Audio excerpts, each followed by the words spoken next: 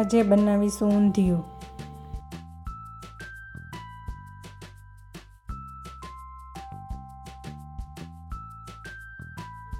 જેના માટે રીંગણા, વટાણા, ફ્લાવર, વાલ, તુવેર, બટેટા, ગુવાર અને વાલોર લઈશું.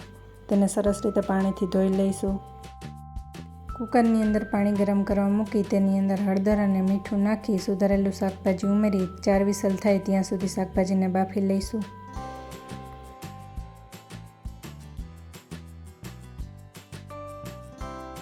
મેથીના મુઠિયા બનાવવા માટે સુધારેલી મેથી લઈશું. તેની અંદર ચણાનો લોટ ઉમેરીશું. ચપટી સાજીના ફૂલ ઉમેરીશું.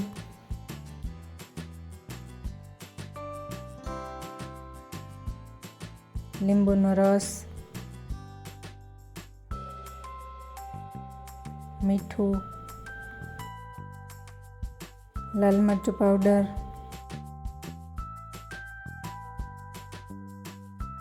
હળદર, ખાંડ અને તેલ ઉમેરી બરાબર મિક્સ કરી તેની ગોળી વાળી લઈશું.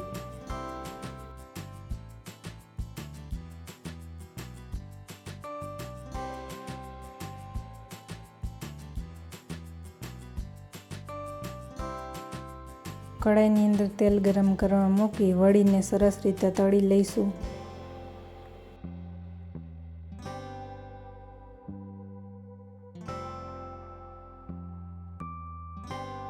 ઊંધિયાનો વઘાર કરવા માટે કડાઈની અંદર તેલ ગરમ કરવા મૂકી તેની અંદર રાઈ અને જીરું ઉમેરીશું.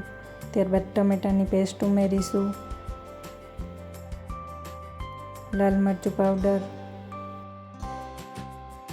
મીઠું,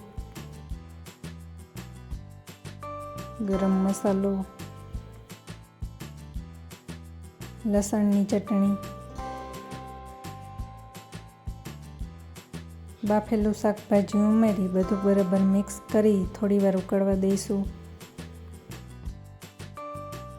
ખાંડ ઉમેરીશું. લીંબુનો રસ, ધાણા જીરું પાવડર,